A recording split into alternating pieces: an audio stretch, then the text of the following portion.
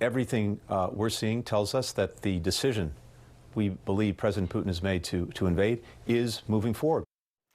We have breaking news tonight at 10 o'clock. The White House says President Biden has agreed in principle to a summit with Russian President Vladimir Putin to discuss tensions in Ukraine after Russia extended the deployment of troops near that country's border. WGN's Kelly Davis is here with the latest. Kelly. Good evening. U.S. officials say they believe Russian President Vladimir Putin has decided to attack, and it could come any day now. But until that happens, they will continue working all angles to convince him to stand down. We are talking about the real possibility of war in Europe. Tensions continue to rise as the U.S. warns a Russian invasion is imminent. According to the U.S. intelligence, Putin has been laying the groundwork to invade Ukraine.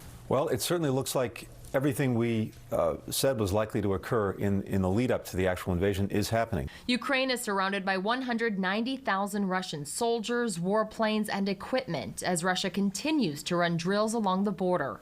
Several news networks report Russian military commanders have been officially given the green light to launch the invasion. We're seeing false flag operations taking place in eastern Ukraine, the manufacturing of provocations and justifications for Russia to go in. We just heard this morning that exercises that, and I put that in quotation marks, that Russia was engaged in Belarus with 30,000 Russian forces that were supposed to end are now not ending because of the alleged tension in eastern Ukraine. U.S. Secretary of State Antony Blinken says he's hopeful there's still time for diplomacy.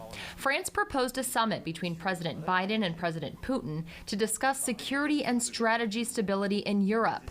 France says the two agreed in principle on the condition that Russia does not invade Ukraine. We continue to try to build everything we can to deter him from the course that he's now set on. And until the last minute, there is still an option for him to pull back. Vice President Kamala Harris is in Europe meeting with other world leaders. She says the U.S. and many European countries have threatened massive immediate sanctions if Russia attacks. If Russia further invades Ukraine, the United States, together with our allies and partners, will impose significant and unprecedented economic cost.